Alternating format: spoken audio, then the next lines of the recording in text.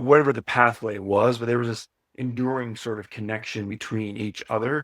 And that also helped them be resilient in the long arc of their lives. But in congregation, there's this dimension of social support, right? This dimension of that, my brother to my left, to my right. You think about like Henry V, St. Crispin's speech, right? This story, the good man shall teach his son. Those who are here with me on that day in this battle shall judge their manhood cheap. When I roll up my sleeve to show the scars of those that fought in St. Crispin, there's that sense of bonding and cohesion of a brotherhood and a sisterhood that's enduring and eternal. That was really emblematic across U.S. units that fought during World War II.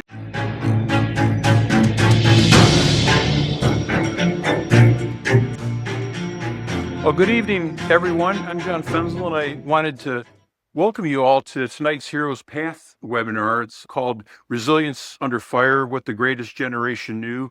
I'm actually coming to you from Ocean View, Delaware. And before we dive in, I thought what I'd like to do is just frame the conversation a little bit with a question that's been on my mind, and probably yours as well, since you all registered, and that is, why do some generations rise under fire? And what would it mean if we lost those lessons? And we're definitely in danger of doing that right now because we're losing this generation, this World War II generation, at such a rapid clip. But that's going to be at the heart of what we talk about tonight, and we'll circle back to it before we close. But it's a little bit about Heroes Path. We're a new nonprofit that's committed to building leaders of character, grounded in both history and service. Just last week, we became an official 501c3. We're actually now working on an official website, all the educational programs. We've even got a Heroes Path planner that we're working on that we hope is going to be ready for Christmas to help you organize your life. But because you're here right now, you're among our very first supporters, and your input, therefore, is really going to play a big role and help us shape where we go next. So tonight's conversation features two great leaders and friends whose experience spans history and policy and real-world leadership on the battlefield and off. But first, Mitch Yockelson. Mitch, raise your hand. There you are. Mitch is an award-winning historian, archivist, author, trusted authority on the personal and strategic stories of both World War I and World War II. He works at the National Archives, and I like to say he's kind of a modern-day monuments man, because he's the guy who investigates a lot of things that come up missing at the archives and helps get all those things returned. He's published extensively.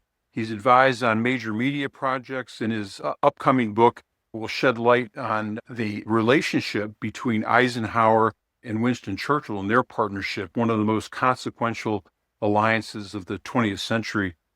And then joining him is from Washington, D.C., is Dr. Ronald J. Clark. Ron Clark is a great friend. Ron, raise your hand. There you are. He's a retired Marine Corps officer. He's a senior leader in national security. Ron has led in combat. He's managed large-scale operations at the Department of Homeland Security. He served on the National Security Council at the White House for over 6 years, shaping defense and National Security Council and resilience policy at the various highest levels. He brings a rare blend of military and policy and crisis leadership experience to this whole conversation. And we're just really honored and privileged to have both of you here with us. So thanks, Ron and Mitch, for joining us. Thanks, John, for inviting us. I'm looking forward to discussions and questions that we have thrown at us. That's great. And thanks, Ron, for being with us as well. I know that you're about ready to head off on some travel, so we appreciate you adapting your travel schedule just to be with us. Absolutely. Wouldn't miss it for the world. Well, Mitch, I thought what we'd do is we'd start with you. Your upcoming book explores the relationship between Eisenhower and Churchill, as we talked about. It's that partnership that was built on trust, and it was tested by enormous pressure. And what drew you, my question right now, I guess, is what drew you to that relationship, and how does it change the way that we think about leadership in a crisis?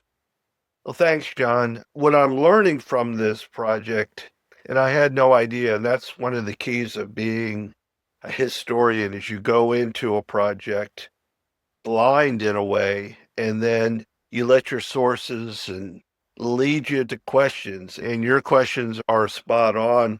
I've been very fortunate to travel to the UK and to France, especially Normandy, quite a bit over the years. And one of the stops that I go to is the Churchill War Rooms, the underground near Whitehall, where Winston Churchill, as Prime Minister from 1945 until the surrender in 1945, led the British forces.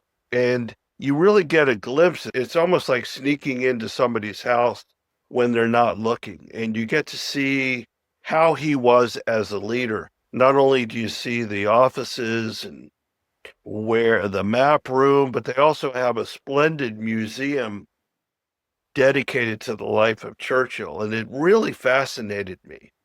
And then taking Eisenhower, I was also fortunate many years ago to meet John Eisenhower, the only surviving child of Dwight and Mamie. We became fast friends. He was a great historian and he became a mentor to me. And getting to know John, thought, well, he's got to be very similar to his father. And I started thinking about how did his father get along with Churchill? Churchill being this very domineering person, this huge personality. And Eisenhower, starting in June of 1942, comes over to Europe. He's appointed by Chief of Staff General Marshall to lead the European theater. And he and Churchill almost right away establish what I believe is the most unique friendship in history. Think about it for a second. You've got a prime minister, a leading diplomatic figure, and then at the time, you've got a major general in the army that really very few people know anything about. He hadn't served in World War One. He served in the army. He was at Gettysburg, but he didn't see combat on the Western Front. And the British officers didn't know anything about him and were a little bit peeved that this guy's in charge, but he captures Churchill's ear and they become almost one in some instances. They rely heavily on each other. I think Churchill more so. Eisenhower becomes almost an extension of President Roosevelt. And he's there, of course, to dictate American policy, which is in many ways far different than what Churchill has in mind. Their ultimate goal is to defeat Hitler, but for maybe differing reasons. The British want to continue their empire, whereas the Americans want to knock out Hitler and do what President Wilson tried to do in the First World War and make the world safe from democracy. And they really just established, as I'm learning, this unique understanding of each other. And I think one of the more important things is they really respected each other. And we can dive into that a little bit more as the discussion goes on. That's great, Mitch. Well, that kind of trust and resilience between leaders, I think it goes well beyond just history. What would you say is one thing that we can take away from that example and actually put to use in our own lives or our own professional work right now, would you say? Well, I mean, there are many things, and I try and do this in my own life. I try and look at people and say, okay, what are they thinking? What's going on in their world? If I talk to somebody and they're in a grumpy mood, maybe they had a bad day. I don't know. But I try and be understanding and concerning and caring.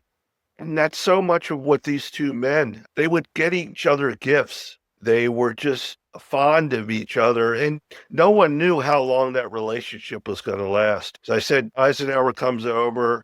He's commanding the European forces, the Americans. Who knows how long that's going to last? Maybe Marshall will send him to a combat unit. But Churchill welcomes him again. And that's a really important thing is that Eisenhower is a guest in the UK. And he instilled that in his men.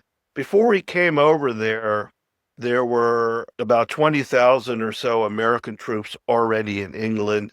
And they were somewhat lazy and didn't take things very serious. And when Eisenhower came there, he had to get them in shape and make them recognize again that they were guests of the British and they need to treat the British soldiers with respect. And I learned some of this when I was doing research in the First World War, how the American doughboys, as we called them, didn't always treat the British Tommies very well. Eisenhower was well aware of this, and he made sure that respect was there, not just from the top, but also the soldiers down below, the ones that actually are going to see combat side by side with the British soldiers.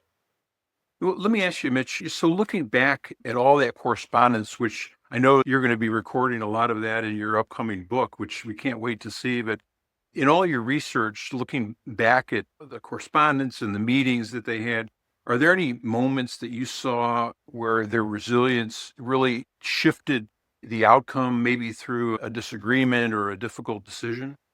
Absolutely. And there were a number of times where they disagreed. Primarily, it was the invasion, which ultimately became Overlord and was ultimately launched in June of 1944. The Americans were very anxious to get across the channel and get a foothold on Europe. Churchill, not so much. He wanted to concentrate primarily in the Mediterranean, been referred to as the soft underbelly, and use the Mediterranean as the launching pad to get to Europe. And Eisenhower disagreed with that. Marshall disagreed with it. FDR disagreed. And so they would have these tense arguments.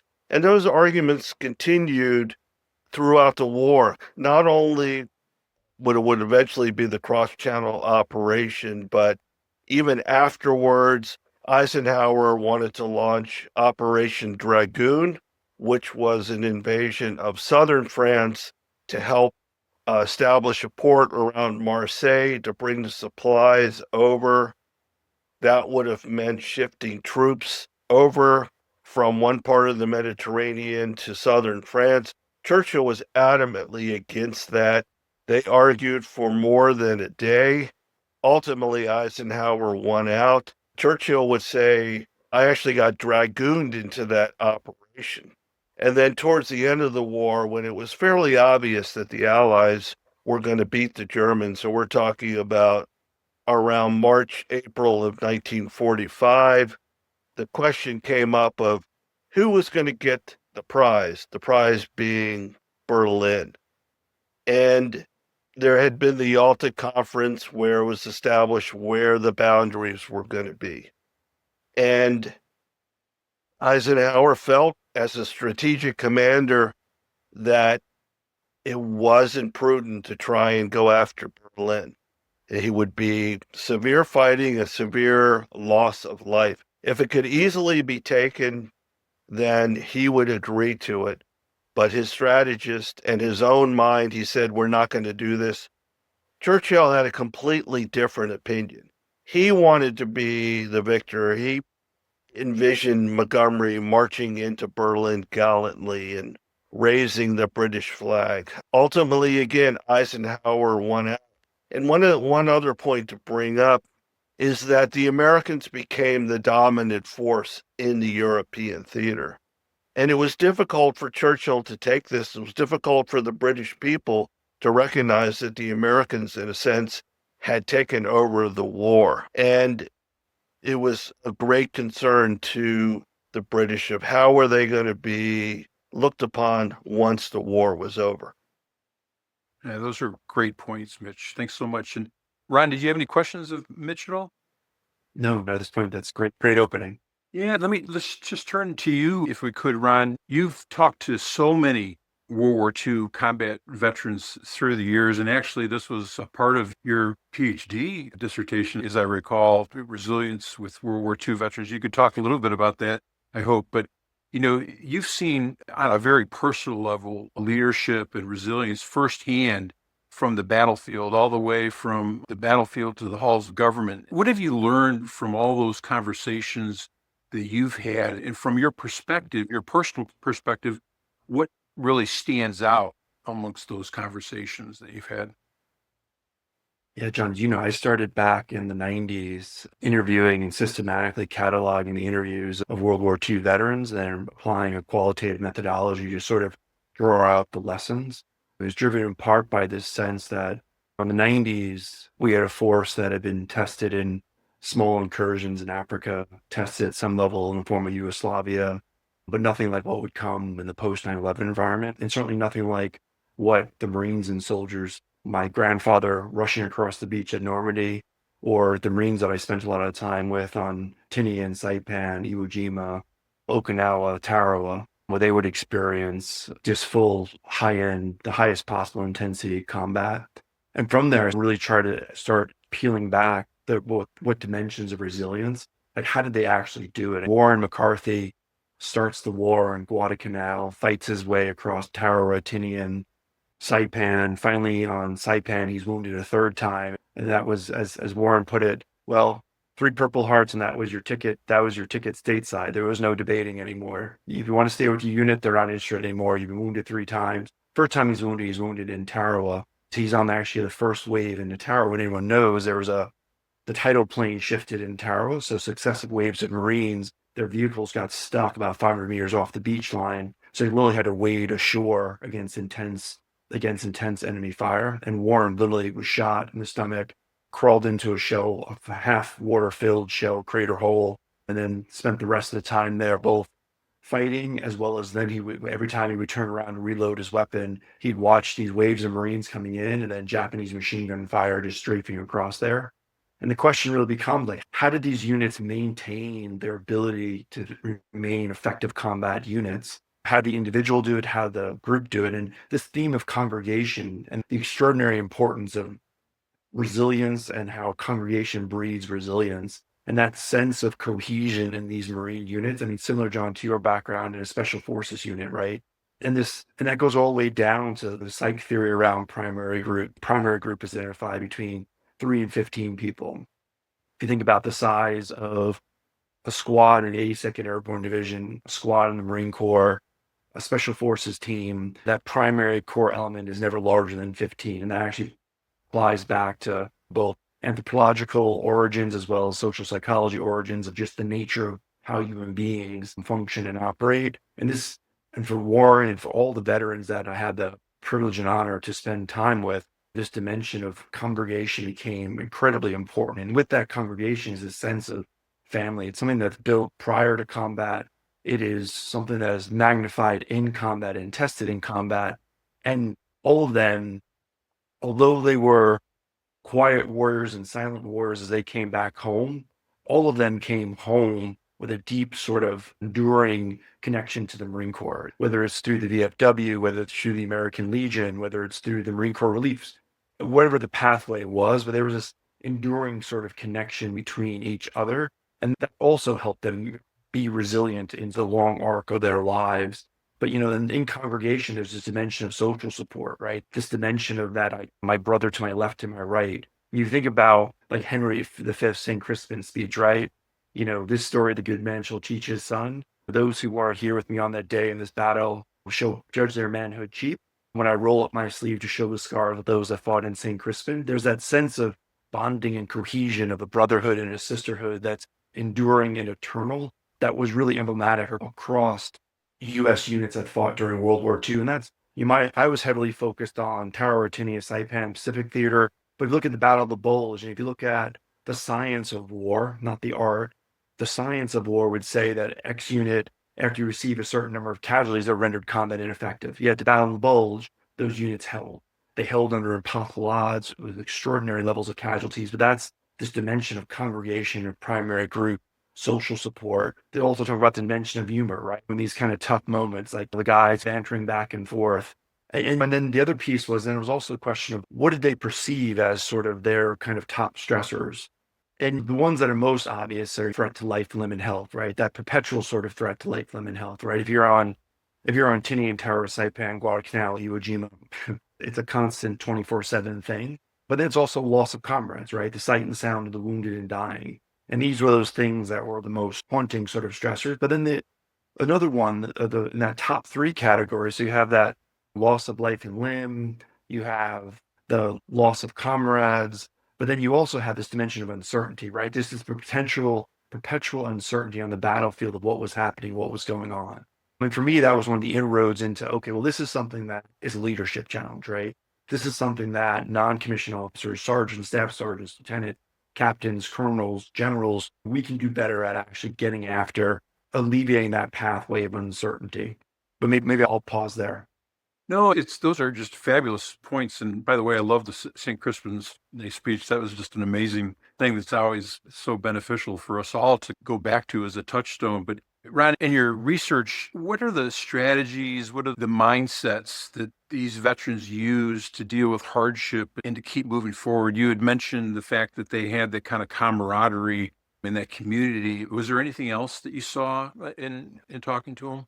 Yeah, great question. Yeah, so I think that congregation is a dominant theme, but then there's also the tempering of mind and nerves, right? There's this very systematic training regime of massive repetition, habituation, things, John, that things that you or I in our days in the military, despite the fact that between the two of us, we have about a half century of service, things that we would absolutely could not get away with on live fire ranges, they were doing it, right? Like detonation of large explosives as guys crawling under barbed wire. That is not just a Hollywood thing. That is literally like what, and especially when you were in like a forward garrison, like Warren after Guadalcanal, he's there. That unit's prepping to go Tinian, Saipan, Tarawa. Now it's a bunch of Guadalcanal veterans running boot camp. When they're basing off their experiences, having just faced tens of thousands of Japanese Imperial soldiers who, by the way, were all battle hardened. In Guadalcanal, the difference between the forces is you have a Japanese force that's been fighting since the 30s, and you have a largely untested US force just entering the field of combat.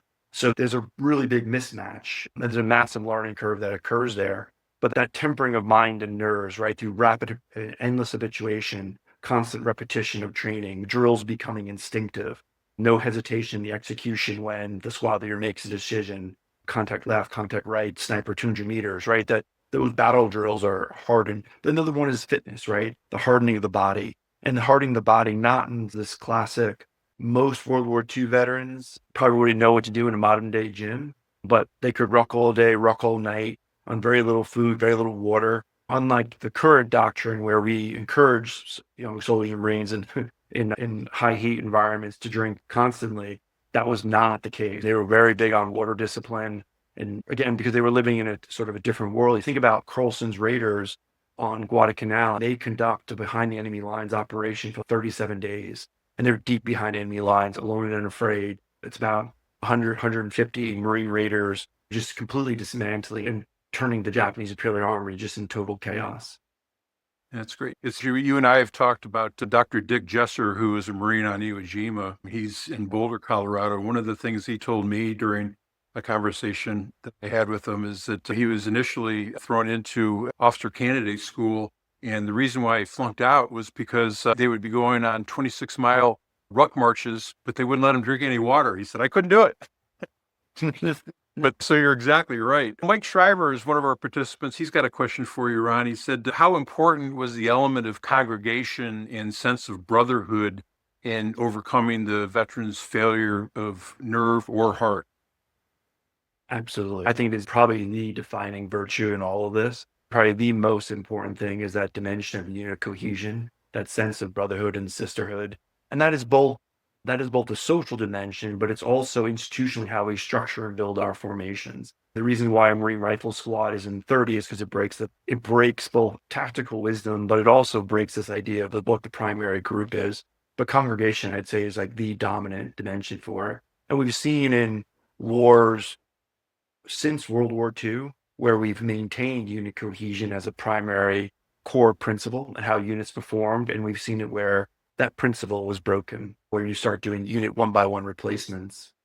Yeah, absolutely. One of the things that, and Mitch, you're well aware of this being a battlefield guide yourself on numerous battlefields, but one of the things that's always helpful for me when you're on that ground, and it's any battlefield from Yorktown to Normandy to wherever you might be, but is to talk about the what, the so what, but then also the now what. So when you hear these stories of resilience from the front lines, Ron, what's one habit or mindset that you think people today our participants, and it could be anybody, leaders otherwise, who should try to build into their own lives and kind of internalize those lessons. Yeah, John, I think for those that are in the military, the centrality of congregation and unit cohesion is a lot driven in part by consistency and making sure that both at a strategic level, but as well as a tactical level and actual frontline operational units, ensuring that there's continuity in leadership, this kind of endless sort of dance and moving people around, which can feel, there's that old sort of British general that joked, we keep reorganizing because we're so good at it. Resisting that temptation and understanding how disruptive that actually is and how it fundamentally undermines the effectiveness of that unit. And also, it fundamentally undermines both the effectiveness of that unit prior to, in combat, and after combat. Because those bonds, think about, John, who are some of your closest friends in the world, right? They're brothers from 10th group and 5th group and 7th group, and they're people that you spent time when you were in the former Yugoslavia. Mhm. Yeah, all those things matter. And Ron, you've dealt with so many CEOs around the world. What's your advice to them, and how do you make people understand the value of these lessons from history and these lessons from the battlefield? And in this case, these lessons from World War II. What's the best way to convey that, do you think?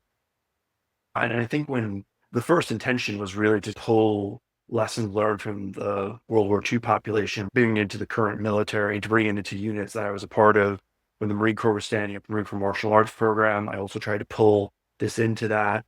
They had a series of things at every martial arts belt level were case studies. So it was weaving it in at an institutional level to think about how we plan and execute an operation. Just as you mentioned, right? It's not just congregation, it's tempering mind and nerves, physical hardening of the body, and then for CEOs in business world, oftentimes you actually look at a lot of their people policies, manpower policies, they dramatically undermine this idea of congregation and cohesion. And they don't even realize they're doing it, but they don't necessarily have a framework for it. And they're just constantly reacting and making decisions that are undermining the kind of their long-term success. A cohesive sales and marketing team that actually have this sense of congregation that want to look out for each other, that are working together in harmony, that are sharing a sense of social support and humor, or an engineering team, that team is going to be exponentially more effective than one that's everyone's off their own silo doing their own thing.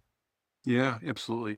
Hey, Mitch, I've got a question for you from Colonel Tom Rendell, who's joining us. His question is, by guiding all of the Allied successes in North Africa and Sicily, Italy, and in southern France for his Mediterranean ops, and then the framework operations in Greece and the Balkans, the partisans, all the special operations forces, do you think, was Churchill satisfied, or did he still yearn for that main force operations in Greece and Turkey? And then I think the follow-up that Tom has is only the southern France thrust showed aspects of that soft underbelly to enable the rapid thrust into Germany. So there was really no way to break out through Germany or else. What are your thoughts on that? It's an excellent question. And Churchill, again, was just so adamant about the Mediterranean and small operations around Greece, which Eisenhower completely disagreed with and again would win out. And it was something that really bothered Churchill. In fact, it bothered him probably for the remainder of his life. If anyone has read his multi volume History of the Second World War, he talks quite a bit about those operations that didn't happen that he thought were going to be the key to the war. And it, in my mind, whether he was strategically correct or incorrect, I can't fault Churchill for his passion. And that's one of the takeaways, I think, from the research that I'm doing, and perhaps Ron as well, when he's interviewed veterans. There's this passion to succeed. And these two men that I'm referring to, Churchill and Eisenhower, were incredibly passionate, but they were also respectful. And we see all too often, not to get political today, that there's a lot of misplaced passion out there. And I think, to having not served in the military, but having certainly served as a civilian for well over 3 decades in the federal government, I think that having respect for other opinions, other ideas, whether you agree or disagree, and being able to talk them out. Maybe it'll take days to talk them out, was certainly a key to the success of Churchill and Eisenhower. And going back to, the question, again, Churchill was just fixated on the Mediterranean, where Eisenhower was trying to get the war over quicker. Once they got the foothold in Europe, the war started moving fairly quickly. The Allied troops were literally barnstorming across Europe. The problem was the supply chain couldn't keep up. And kudos to you, John. You published a great photograph, I think it was today or yesterday, about the Red Ball Express. Oh, yeah, that was this morning. Yeah, they played such an essential role in helping supply the Allies. And they had no idea that they were going to be that successful. And then things started to bog down. And as Ron mentioned, you had the Battle of the Bulge, the attack in the Ardennes, which caught the Allies, especially the Americans, completely off guard. But I think that's one of Eisenhower's proudest moments. He did not panic. He listened to his commanders. He listened to what was going on in the ground, and he was resilient. And with the help of the British, and we got to give General Montgomery his kudos here, they turned the tide, and that was pretty much it for the Germans, who still did not give up. And it would take until the first week of May for the European theater to come to an end. Yeah. It's really an amazing kind of progression of events. And you're right, just how rapidly everything happened. It's interesting.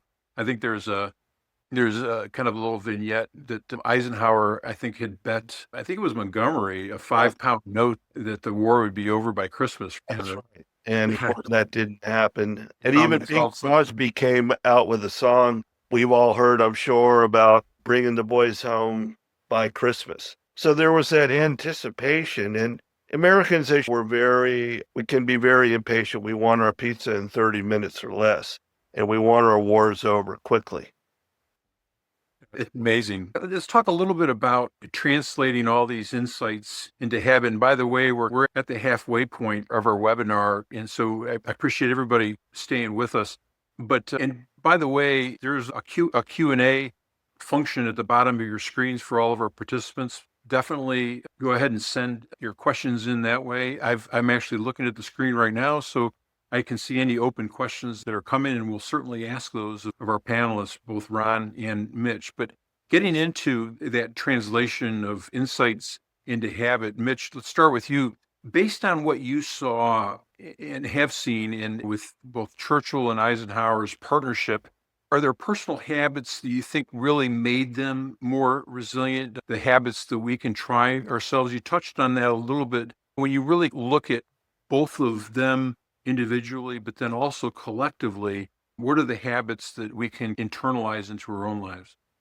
Certainly with Eisenhower, even though he ultimately would become the overall commander, the commander of SHAPE, the Supreme Headquarters, Allied Expeditionary Force, he still had to report to the President of the United States and to the Chief of Staff, George Marshall, President being Roosevelt until his passing in April of 45, and then Truman. And he understood that. He understood that any decision he made had to be cleared. Now, they gave him, I think, quite a carte blanche. And I look at my own career, which I've been very lucky, where I've had bosses, supervisors who have trusted my judgment and have given me a pretty long leash on lots of projects. And I think that was certainly the case of Eisenhower.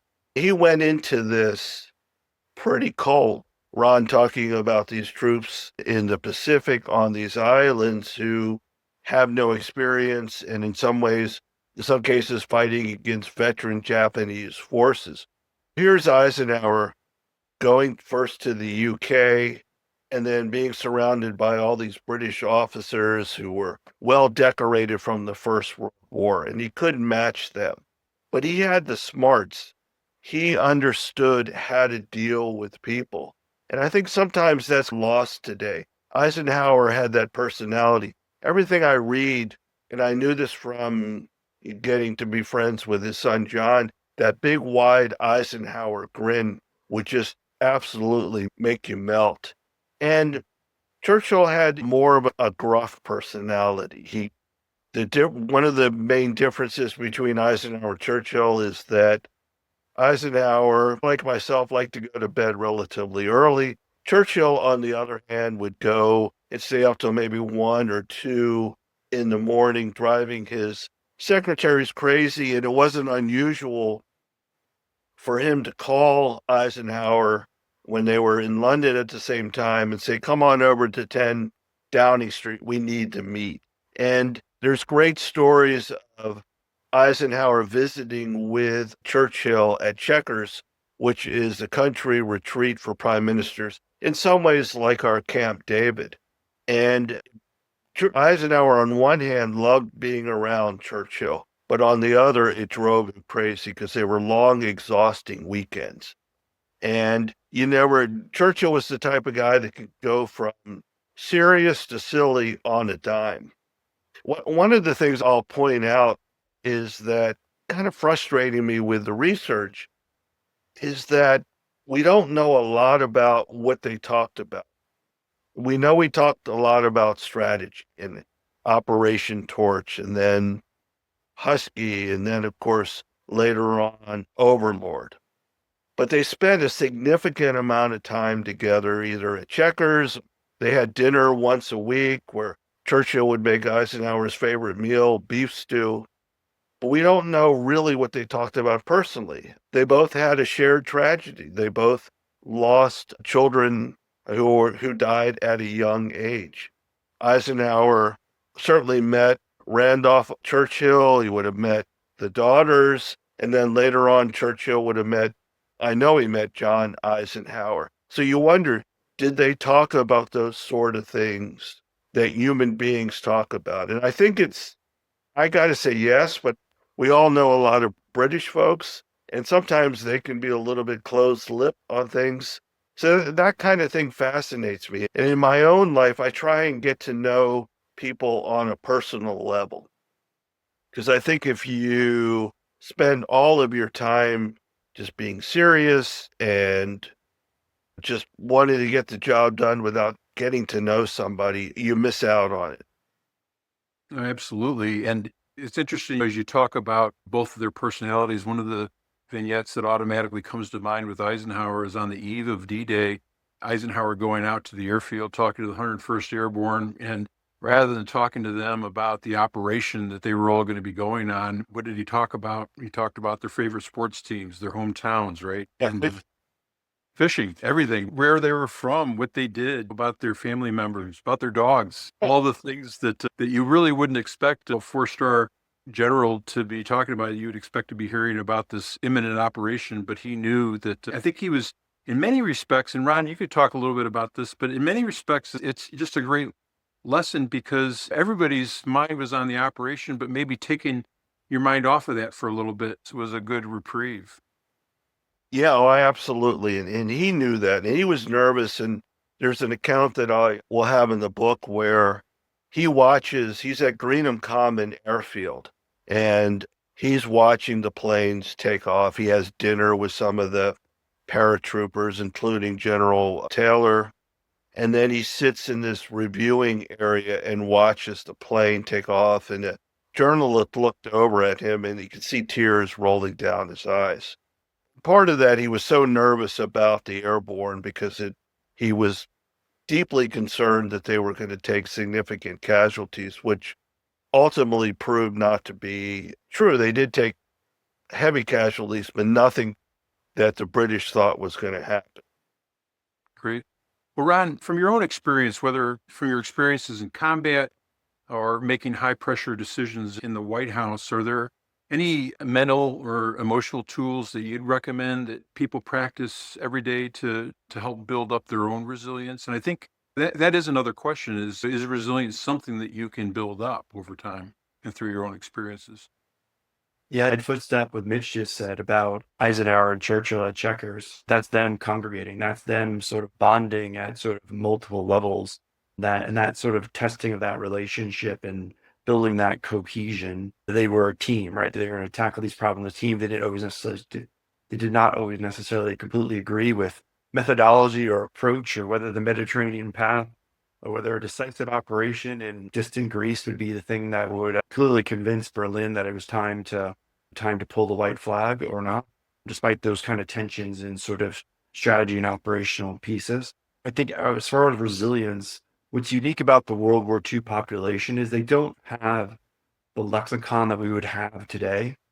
If you think about, especially I think, whether it's Marines or soldiers or airmen or sailors and special operations units, they understand the fight or flight response, right? They understand the stress response.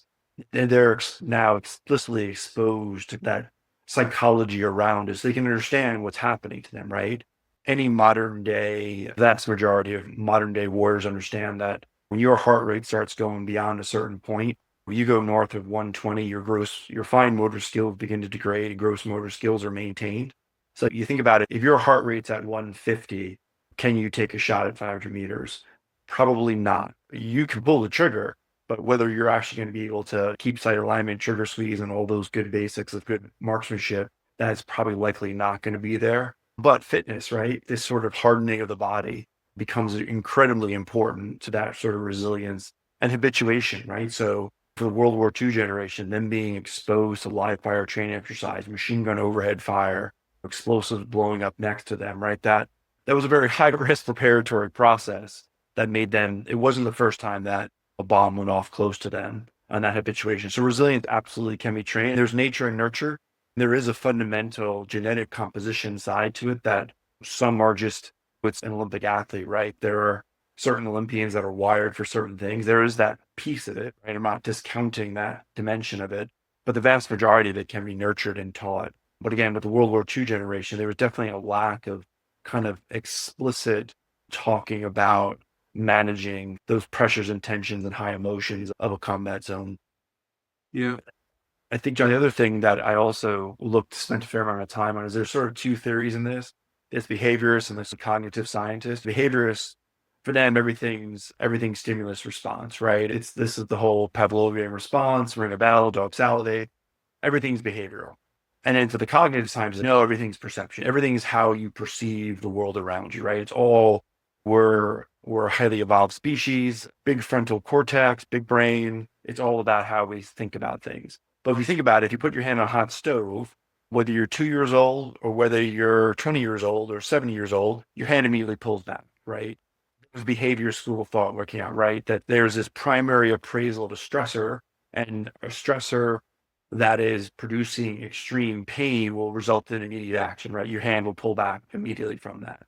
Now, on the other side of that, so now you're in a picture Warren in the jungles of Guadalcanal on a night patrol, and he hears movement in front of him, right? So now all of a sudden it gets through that, but there's no need for me to pull my hand from a hot stove, but all my senses are immediately focused, right? But now you're doing a cognitive appraisal. What does this mean? And the question is it human or animal? That's the first kind of big distinction you're worried about. Is it another Marine patrol that's now interlacing you, got off track, bad navigation? Or some of all fears, are you actually about to make contact with a Japanese unit that could be potentially much larger than your own? And that's where the cognitive side of it comes in. And the power of that is also, when we think about, and I know, John, you're passionate about post-traumatic stress growth and that PTS cycle, that is the challenge there, is that fight or flight response, or as you habituate to the extremes of combat, right? Your body gets really hardwired and you keep firing down a certain sequence, but now you're stateside. You're not in Afghanistan. You're not in Pakistan. You're not in Iraq anymore. You're not in the former Yugoslavia. You're here. You're home, but yet your body's been overwhelmingly wired towards this pathway, right? So where it's going through your primary appraisal, yes, it's not an immediate pull my hand across the stove, but the cognitive appraisal of events around your environment, you're seeing things differently, right? You're seeing and sensing the environment differently than you have previously. We ran on that topic, and you and I are both familiar with this, is the whole kind of analogy between balcony versus basement. Can you talk a little bit about that, especially as we've talked about the cognitive side of this, and especially as it relates just to not a veteran, anybody, whether they're in a corporate environment or whether they're at home and suddenly they're facing some level of stress. It doesn't have to be post-traumatic stress, but when you're facing a stressor, where does your mind automatically go to, and how can you train yourself from going from that basement up to the balcony? Yeah, I think another theory too that's important is this cognitive reframing. So let's take sort of an executive in a large financial institution, the constant relentless pressure they're under to produce results, close deals, create margin, create profit for the firm, and that how that can get wired in as hard stressors for you. That produces an enormous amount of stress. So that's very much so like a heavy cognitive load.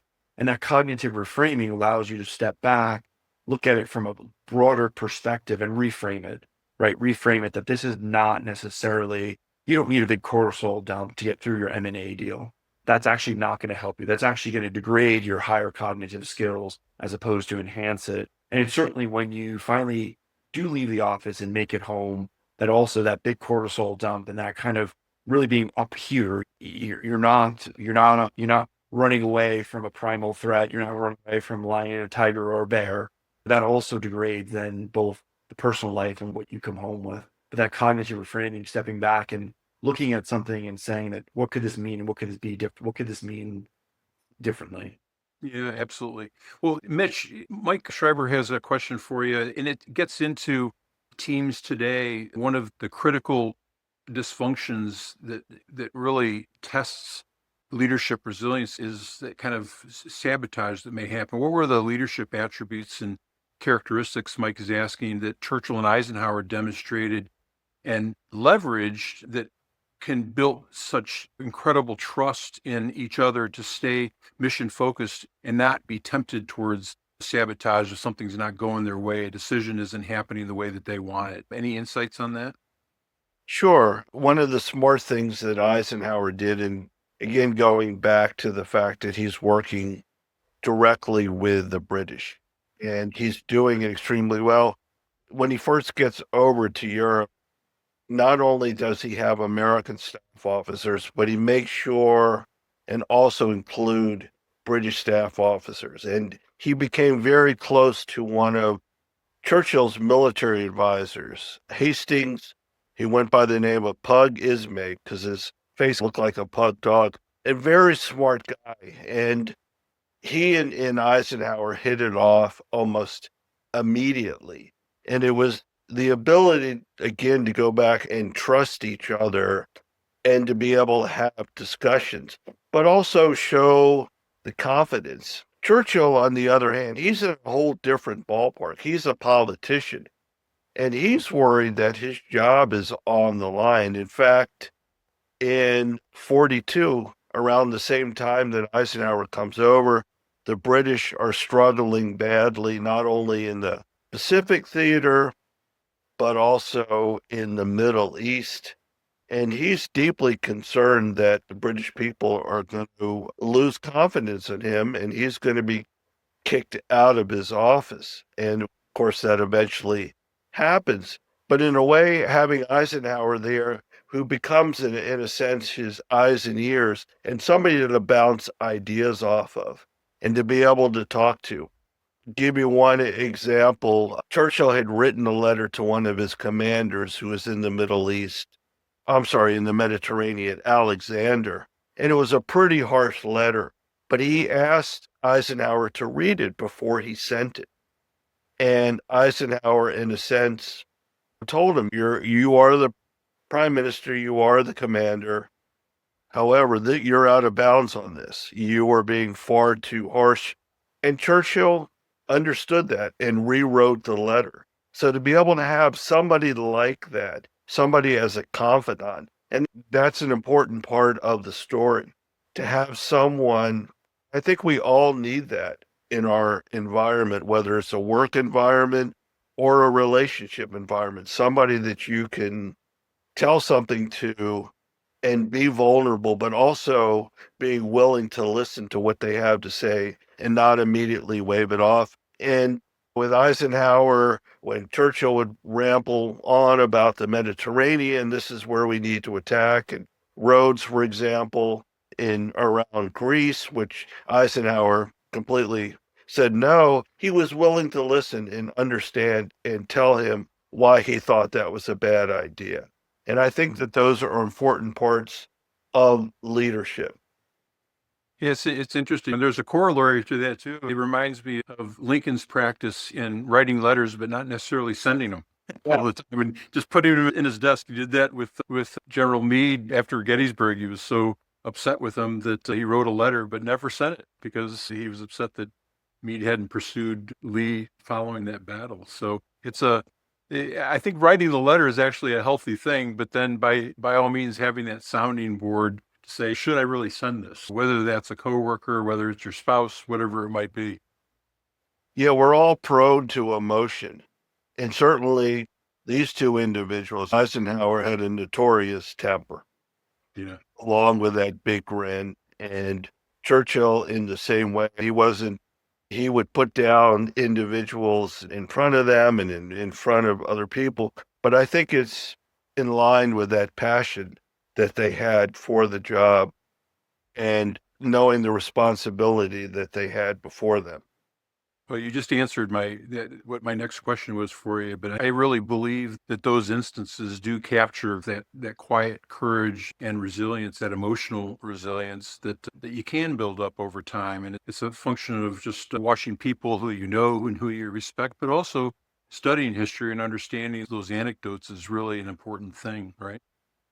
Yeah, I think so. And it's one of the fun things about being a historian is you go on this path and you're researching and you've got all these documents and letters and interviews and all these things in front of you.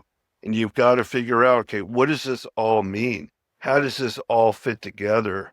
Is this something I want to use, or is this something that's interesting but not really important to my assignment? And that's what keeps me going. And I would imagine the same thing with Ron. Yeah. Ronnie, any thoughts on that? John, it made me think back about, I was thinking back about kind of an example of this sort of congregation. And I thought back to Warren on Saipan is where he experienced his first banzai attack.